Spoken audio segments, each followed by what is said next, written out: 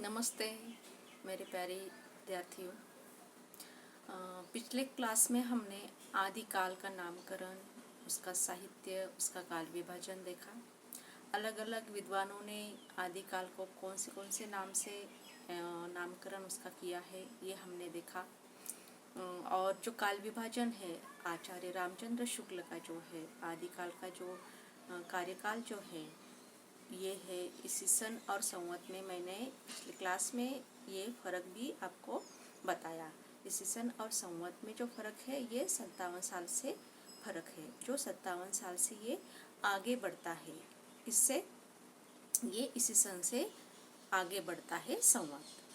अब इस आदिकाल, इस कक्षा में हम देखेंगे आदिकाल की परिस्थितियाँ।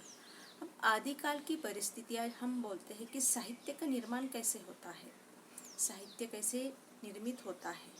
साहित्य एक समाज का दर्पण है, एक आईना है, उसी से साहित्य की निर्मिति होती है।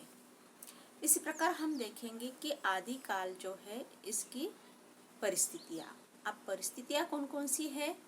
पहली आती है राजनीतिक परिस्थितियाँ, और दूसरी है सामाजिक परिस्थितियाँ, तीसरी है धार्मिक परिस्थितियाँ और सांस्कृतिक परिस्थितियाँ, और इसके बाद की जो है साहित्यिक परिस्थितियाँ। आदिकाल की जो परिस्थितियाँ हैं, हिंदी साहित्य का जो प्रारंभिक निर्माण आदिकाल में ही हुआ था। उस समय की राजनीतिक, सामाजिक, धार्मिक, सांस्कृतिक तथा साहित्यिक स्थितियों का चित्रण करना आवश्यक है। उस समय के हिंदी साहित्य में भाव और भाषा शैली की दृष्टि से अधिकांश विविधता दिखलाई पड़ती है, क्योंकि तत्कालीन परिस्थितियां बड़ी ही प्रभावी थी। राजनीतिक परिस्थिति। अब राजनीतिक परिस्थिति से पहले मैं आपको बताना चाहती हूँ कि हिंदी साहित्य का जो इतिहास है ये 4 भागों में विभाजित किया है: आदिकाल, भक्तिकाल, रीतिकाल और आधुनिक काल। अब आदिकाल की राजनीतिक परिस्थितियाँ। अब आदिकाल के जो अवधि है इसी सन 769 से 1418 ईस्वी सन तक है।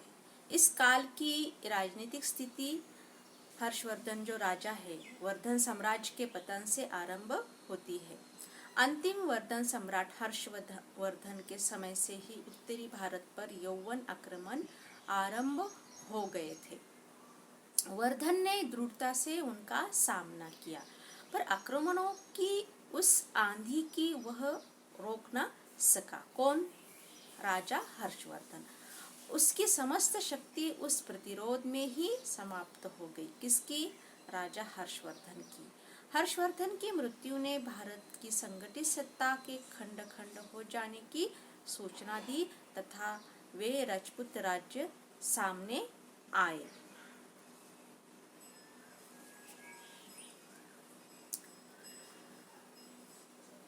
अब हर्षवर्धन साम्राज्य पतन के बाद जो है गहरवार, परमार, चौहान, चंदेल के अपने अपने राज्य की निर्मित हो गई। अब ये एक राष्ट्र में नहीं, ये अलग अलग प्रदेश राज्यों में राष्ट्र मानने लगे। अलग अलग उस समय की जो सामंतशाही जो राजा थे, जो दो तीन राज्य प्रदेश को लेकर वही राष्ट्र मानने लगे थे। यानी कि उस समय की जो राष्ट्रीयता की जो भावना थी ये संकुचित हो गई थी। अब उसके बाद जो है 10वीं शताब्दी में मोहम्मद गजनवी ये मुगल सल्तनत जो भारत में जो आक्रमण हुआ, तो 10वीं शताब्दी में मोहम्मद गजनवी ने और 12वीं शताब्दी में मोहम्मद गौरी का आक्रमण हुआ। हिंदी क्षेत्र में मुसलमानों का आधिपत्य निर्माण हो गया।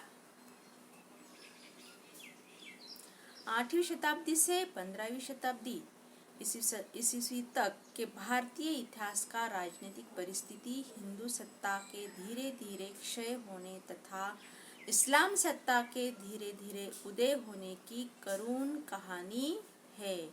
इसी ने उस मनस्थिति को जन्म दिया था जिसमें कोई भी एक प्रवृत्ति साहित्य में प्रदान न हो सका।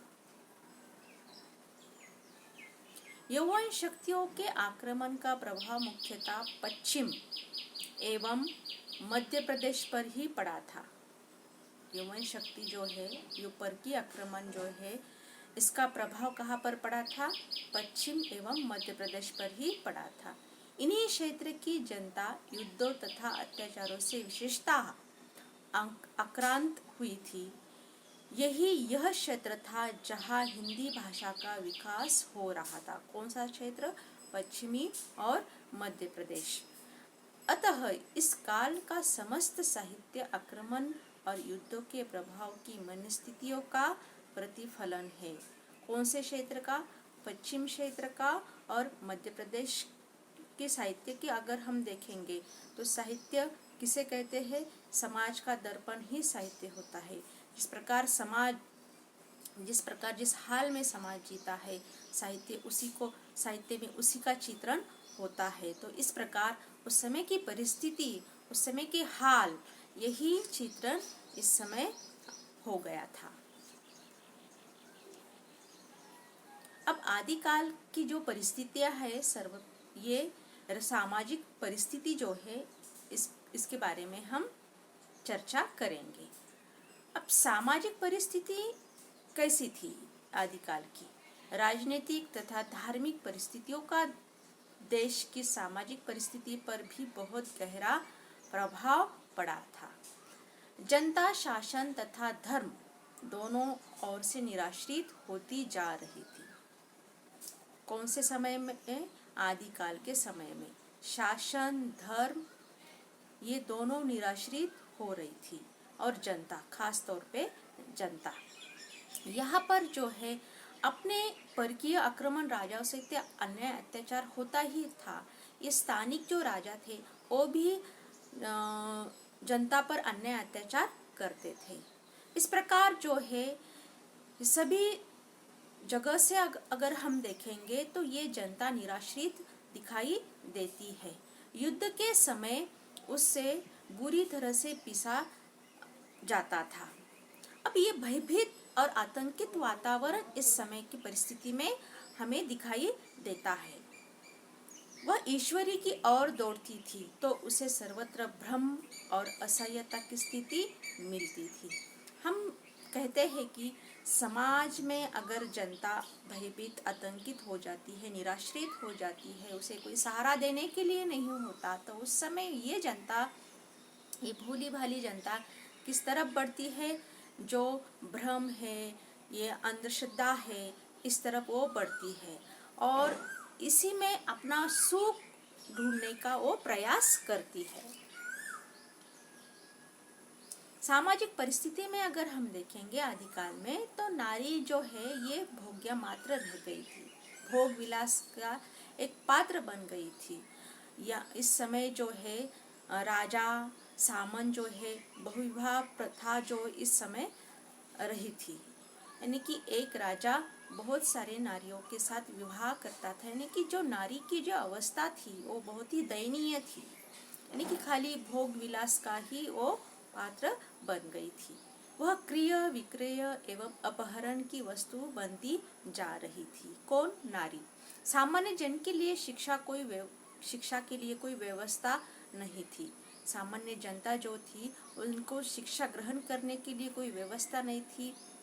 अशिक्षा सभी तरफ प्रसारित हो रहा था। सती प्रथा जो थी, स्त्री के बारे में जो सती प्रथा थी, ये समाज के लिए एक भयंकर अभिशाप था। सती प्रथा यानी कि जिस स्त्री का पति मृत्यु हो जाता है उसी के साथ उसे दहन किया जाता था। इस प्रकार का ये समाज के लिए बहुत ही भयंकर अभिशाप बन गया था। अनेक प्रकार के अंधविश्वास बढ़ते जा रहे थे। क्यों बढ़ते जा रहे थे? क्योंकि अशिक्षा के कारण या जनता को कोई सुरक्षिता ही नहीं थी, निराश्रित थी, या ऐसा कोई भी ऐसा राजा नहीं था कि जनता के समस्या के बारे में वो सोच सके, जनता का वो ख्याल रख सके, जनता क्या सोचती है ये देख सके, ऐसा कोई भी नहीं था।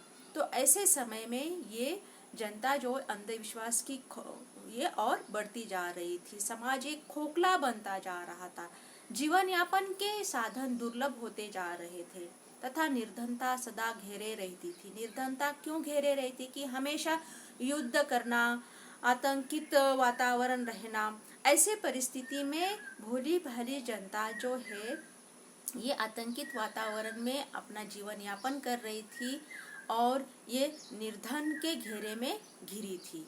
भांति भांति की पूजा पाठ, तंत्र मंत्र, जप तप करके भी लोग दुर्भिक्ष, युद्ध तथा महामारियों के संकेत नहीं टाल पाते थे। सामाजिक परिस्थिति की इस विषमता में जीने वाली जनता भाव के स्तर पर निरंतर ऐसे विचारों की प्यासी रहती थी जो उसे सांत्वन देकर मानसिक शांति की ओर बढ़ा सके। जिस राज्य में हम रहते हैं, जैसे कि आज की परिस्थिति में अगर हम देखेंगे तो लोकशाही शासन प्रणाली में हम जी रहे हैं। तो आज के दौर पर हम देखेंगे तो हर एक व्यक्ति स्वतंत्रता से जीता है, शांतिपूर्वक अपना जीवन यापन करता है। लेकिन उस समय की अगर परिस्थिति के बारे में हम चर्चा करेंगे तो वहाँ की जो जनता थी आतंकित भय के वातावरण में वो जीवन यापन कर रही थी। उनकी मानसिक असंतुलन बिगड़ गया था। वो एक मानसिक शांति की और एक ढूंढ रहे थे कि हमें मानसिक शांति कहाँ मिलेंगी। हम बोलते हैं कि अगर व्यक्ति के ऊपर कोई समस्या आती है तो वो ऐसा खोजने लगता है कि हमें कहाँ पर शांति मिलेंगी, कहाँ पे सुख मिलेगा। ऐसी ही परिस्थिति का वो आदिकाल की सामान्य जनता सामना कर रही थी। जनता शासन और धर्म दोनों से ही निराश्रित होती जा रही थी। आम जनता अशिक्षा कारण साधु सन्यासी के शाप और वरदानों पर निर्भर थी। स्त्रियों मातृभोग का वस्तु समझा जाता था। युद्ध स्त्रियों के लिए और जर जोरू जमीन के लिए होते थे। रासों के काव्य में तत्कालीन समाज का पूर्ण वर्णन है।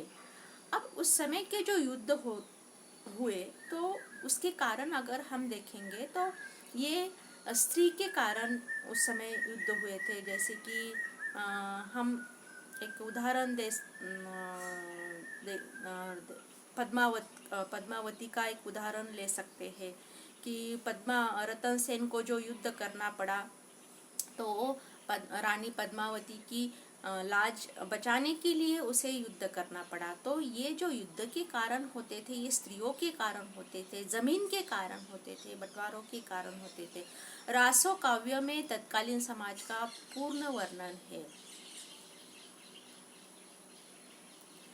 आदिकाल की धार्मिक परिस्थिति जो दिखाई देती है तो ईसा की 6वीं शताब्दी तक देश का धार्मिक वातावरण एकदम शांत था। विभिन्न धार्मिक संप्रदाय में परस्पर मेल जोल बढ़ने लगा था। पर 7वीं शताब्दी के साथ देश की धार्मिक परिस्थितियों में परिवर्तन आरंभ हुआ। कब? 7वीं शताब्दी के साथ देश के धार्मिक परिस्थितियों में परिवर्तन आरंभ हुआ। 12वीं शताब्दी तक वैष्णव आंदोलन तीव्र होने लगा था और शैव आंदोलन ने भी नया रूप ले लिया था। फलतः जैन मत के प्रचारकों की शक्ति घटने लगी थी। अब उस समय के अगर हम ये संप्रदाय देखेंगे, वैष्णव संप्रदाय है, शैव संप्रदाय। वैष्णव ये विष्णु देवता को मानते हैं, शैव ये शिव जी को मानते हैं। अब धार्मिक परिस्थितियां जो है गहाड़वाड़ राजा जो स्मार्त, मालवा नरेश वैदिक धर्म और कलचुरी नरेश शैव धर्म, स्मार्त जो बुद्धों एवं स्मार्त के प्रभाव का ग्रहण करता हुआ नाथ संप्रदाय में विकसित हुआ। कौन सा? स्मार्त बुद्धों एवं स्मार्त प्रभाव के ग्रहण करता हुआ नाथ संप्रदाय में विकसित हुआ। बौद्ध धर्म आगे आगे अपनी विकृतियों के फलस्वरूप व्रजयान में बदल गया। अब इसी का महायान से ही उसका व्रजयान में उत्पत्ति हो गई और ये व्रजयान में बदल गया। कौन सा धर्म? बौद्ध धर्म। यह व्रजयानी से सिद्ध कहलाए ये तंत्र मंत्र, जादू टोना और चमत्कार प्रदर्शन से सामान्य जनता पर अपना प्रभाव जमा रहे थे। देखो, सामाजिक परिस्थिति ही ऐसी बन गई थी कि कोई भी भोली भाली जनता ये सुख की तरफ सुख ढूंढ रही थी, शांति ढूंढ रही थी। तो ऐसे परिस्थिति में ये जो है बौद्ध धर्म, जो ये जादू टोना, तंत्र मंत्र, ये चमत्कार प्रदर्शन करके ये भोली भाली जनता के ऊपर अपना प्रभाव जमा रहे थे। धीरे धीरे शैव मत बौद्ध एवं स्मार्त प्रभाव को ग्रहण करता हुआ एक नए रूप में विकसित हुआ, जिसका नाम जो था ये नाथ संप्रदाय, जिसमें प्रथम गुरु गोरखनाथ माने जाते हैं। किसके प्रथम गुरु गोरखनाथ माने जाते हैं? नाथ संप्रदाय के। आदिकाल के सांस्कृतिक परिस्थिति को अगर हम देखेंगे, अब सांस्कृतिक परिस्थिति में क्या आता है? कला आती है, संगीत आता है, चित्र आता है। तो इसका जतन करने वाले, इसके सम्मान करने वाले जो थे ये राजा हर्षवर्धन दिखाई देते थे। किस काल में? आदिकाल में। हिंदी साहित्य का आदिकाल उस समय आरंभ हुआ जब भारतीय संस्कृति उत्कर्ष के चरम शिखर पर आरूढ़ हो चुकी थी। हमारे भारत देश में अगर हम देखेंगे, पुराने समय के जो मंदिर देखेंगे, उनकी कलाकृति देखेंगे, तो हम भी हैरान हो जाते हैं कि ये कौन से इंजीनियर ने इतनी सुंदर कलाकृति की थी। जब परकी आक्रमण तुर्कों का मुसलमानों का इस देश में हुआ तो वो लोग भी हैरान हो गए थे यहाँ की कलाकृति को देखकर कि ये किस प्रकार बनाया है। उनका वो वाह करते थे, सम्मान करते थे। कौन? ये परकी आक्रमण जिन्होंने किया था, तो वो भी उनका सम्मान करने लगे जिन्होंने हमारे यहाँ पे कलाकृति बनाई थी। भक्ति काल का अपना एक दायित्व सौंपा। उस समय भारत में मुस्लिम संस्कृति का स्वर्ण शिखर स्थापित होने लगे थे। भारत में मुस्लिम संस्कृति के परिवेश के समय यहाँ की विभिन्न जातियां, मतों, आचार विचार आदि में दीर्घ काल से चली आ रही समन्वय की एक व्यापक प्रक्रिया पूर्णता को पहुंच रही थी। हर्षवर्धन की विशाल साम्राज्य ने हिंदू धर्म और संस्कृति को राष्ट्रव्यापी एकता का आधार दिया था। आबू का जैन मंदिर, जो भारतीय स्थापत्य को बेजोड़ नमूना है। जैन मंदिर अगर हम देखेंगे राजस्थान में, तो उसकी कलाकृति को अगर हम देखेंगे तो हैरान हो जाता है, चकित हो जाता है, आदमी देखकर आश्चर्यचकित हो जाता है। चित्रकला के क्षेत्र में इस काल के अंत में जो थोड़ा बहुत कार्य हुआ, उस पर भी मुस्लिम प्रभाव पाया जाता है। कौन से क्षेत्र में? चित्रकाल के समय। हम बोलते हैं कि समाज और संस्कृति, इनका एक बेजोड़ नाता जो है दिखाई देता है। अब उस समय जो परकी आक्रमण हुए, राज किसने किया? मुस्लिम सत्ता का राज शुरू हो गया। फिर उनकी संस्कृति जो है कलाकृति में दिखाई देने लगी। जहाँ तक मूर्ति कला का प्रश्न है, मुस्लिम शासक मूर्ति कला का विरोध करते थे। जब यहाँ पर उन्होंने आक्रमण किया, शुरू में उन्होंने जो मंदिर थे वो तुड़वाए, गिराए, उसको यानी कि उसे गिरा दिया। और इस प्रकार आदिकाल की भारतीय संस्कृति उत्कर्ष प्राप्त निजी परंपरा के रास तथा इस्लाम के समीक्षण के एक ऐसी कहानी है जिसमें कलात्मक चेतना का मुक्त और जीवंत स्वरूप बहुत कम मिलते हैं। 11वीं शताब्दी को महत्वपूर्ण देन है। इस शताब्दी तक हर हिंदू के लिए उसका समस्त जीवन धार्मिक कर्तव्य का प्रतिरूप था। आदिकाल में भारतीय संस्कृति का जो स्वरूप मिलता है वह परंपरागत गौरव से विच्छिन्न तथा मुस्लिम संस्कृति के गहरे प्रभाव से निर्मित है। तत्कालीन जनजीवन के हर स्वरूप पर इस संस्कृति की व्यापक छाप मिलती है। संगीत, चित्र, वास्तु एवं मूर्ति कलाओं पर एक ऐसा पर्दा मिलता है जिसके भीतर भारतीय परंपरा धीरे धीरे क्षय होती गई है। यह अवश्य है कि इस्लामी संगीत के माध्यम से इस काल में कुछ नए वाद्य यंत्र से भारतीय संगीत का परिचय हुआ है। अब ये अल-बरूनी जो है एक साहित्यकार है, इन्होंने क्या कहा कि हिंदू कला के अत्यंत उच्च सोपान पर पहुंच चुके हैं। मुसलमान जब उनके मंदिर आदि को देखते हैं तो आश्चर्यचकित हो जाते हैं। वह न तो इसका वर्णन कर सकते हैं और मैं वैसा निर्माण ही कर सकते हैं। अब देखो, इस संस्कृति का जो है उदाहरण जो है जैन मंदिर, जो आबू का जैन मंदिर जो है, इसकी कलाकृति को देखकर कोई भी देखकर उसे आश्चर्यचकित हो जाता है। खजुराहो का कंदप्रेश्वर, जगन्नाथपुरी का मंदिर है, भुवनेश्वर, वेल्लोर का जो है लक्ष्मी का मंदिर है, कांची आदि के मंदिर इस काल की बहुत बड़ी कलाकृति की देन है। कौन से?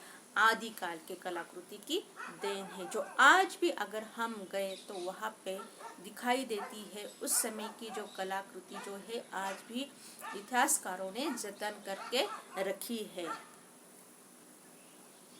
अब आदिकाल की जो साहित्यिक परिस्थितियाँ, ये इसके बारे में हम देखेंगे। अब साहित्य की रचना जो है ये समाज में जिस परिस्थिति में समाज प्रभावित होता है उसी का दर्पण, उसी का चित्रण साहित्य में दिखाई देता है। अब आदिकाल में जो साहित्य अगर हम देखेंगे तो ये परंपरागत संस्कृत साहित्य दिखाई देता है। दूसरा, प्राकृत अपभ्रंश भाषा का साहित्य दिखाई देता है। तीसरा जो है हिंदी में चारण और भाट का साहित्य दिखाई देता है। अब संस्कृत साहित्य जो है पश्चिम प्रदेशों में, मुख्यतः गुजरात में जैन धर्म का प्रचार रहा है। अब जैन धर्म का सबसे ज़्यादा अगर प्रचार इस भारत देश में कहाँ पर हुआ है तो ये गुजरात से जैन धर्म का प्रचार हुआ है। जैन मुनि धार्मिक तत्व का निरूपण अपभ्रंश भाषा में करते थे। उनका जो साहित्य लिखा गया वो अपभ्रंश भाषा में लिखा गया है। ये प्रमुख जैन मुनि इस प्रकार है। स्वयंभू, जिन्होंने परमचिरु ये रचना लिखी है जिसमें राम का चरित्र का वर्णन हुआ है। चरियु का अर्थ होता है चरित्र कथन, और जिनको स्वयंभू को प्रथम कवि भी माना गया है। दूसरे आते हैं प्रथम कवि के रूप में पुष्पदंत, जिनकी रचना है महापुराण। संस्कृत साहित्य 9वीं से 11वीं शती तक कन्नौज और कश्मीर संस्कृत साहित्य मुख्य केंद्र रहे हैं। संस्कृत साहित्य के केंद्र कौन कौन से रहे हैं? कन्नौज और कश्मीर। प्रमुख आचार्य संस्कृत के कौन कौन से हैं? आनंदवर्धन आते हैं, मम्मट आते हैं, भोज आते हैं, शमेंद्र आते हैं, विश्वनाथ आते हैं और राजशेखर आते हैं। इस प्रकार के प्रतिभाशाली कवि संस्कृत साहित्य में उनकी रचनाओं से हम परिचित होते हैं। अब जैन साहित्य जो है ये अपभ्रंश भाषा में हमें दिखाई देता है। अपभ्रंश मुख्यतः धर्म की भाषा थी, इसमें ज्यादातर धार्मिक साहित्य लिखा गया। अब ये चारण भाट जो है देश भाषा हिंदी में जनता की मानसिक और भावनात्मक दशाओं की अभिव्यक्ति जो वर्क कर रहा था उसे भाट या चारण कवि कहा गया है। चारण और भाट किसे कहा गया है? हिंदी भाषा में उस राजाओं की वीरता का गुणगान करना, उसकी वीरता का गुणगान करना।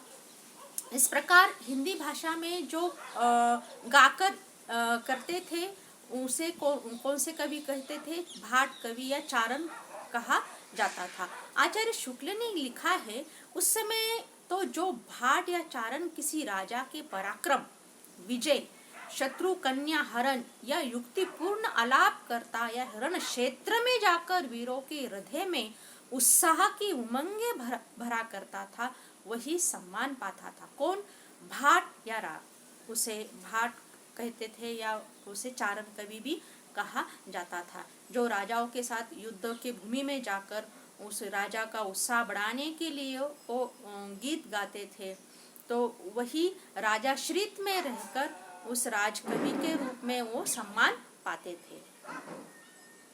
तो ये जो हमने देखा है, ये आदिकाल की सामाजिक परिस्थिति देखी हमने, सांस्कृतिक परिस्थिति देखी, धार्मिक परिस्थिति देखी, राजनीतिक परिस्थितियां देखी आदिकाल की। आदिकाल के जो समाज के परिस्थितियां के कारण ही साहित्य रचा गया है। राजनीतिक परिस्थिति है, सामाजिक परिस्थिति और धार्मिक परिस्थिति और सांस्कृतिक परिस्थिति और साहित्यिक परिस्थिति, ये हमने आदिकाल की देखी है।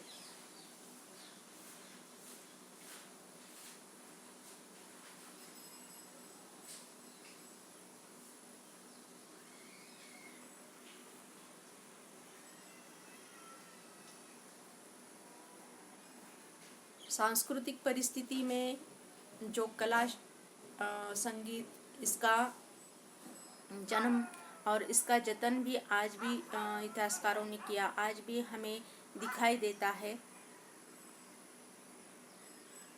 इस प्रकार अलग अलग विद्वानों ने यहाँ की भारतीय संस्कृति का वर्णन, उसकी महिमा किस प्रकार गाई है, ये भी हमने देखा है। उस समय की धार्मिक परिस्थिति कैसी थी और किसके कारण जो है समाज में भोली भाली जनता जो थी वो शांति के खोज में घूम रही थी, तो वो अंधविश्वास की ओर बढ़ती जा रही थी। ये किसके कारण? अशिक्षा के कारण, क्योंकि शिक्षा की कोई व्यवस्था ही नहीं थी। शिक्षा की व्यवस्था क्यों नहीं थी? क्योंकि उस समय की जो राष्ट्रीयता जो थी वो संकुचित विचारधारा की राष्ट्रीयता थी, यानी कि एक प्रांत, एक राज्य को ही राष्ट्र माना जाता था। ऊपर से राजा के अन्याय अत्याचार भी सामान्य जनता झेल रही थी, पर की आक्रमणों को भी वो झेल रही थी। तो ऐसे भयभीत आतंकित जीवन वो यापन कर रही थी। तो इस प्रकार हमने आदिकाल की जो है 5 परिस्थितियाँ देखी है। तो छात्राओं को अगर कोई समस्या है तो ये पूछ सकते हैं। बहुत बहुत धन्यवाद।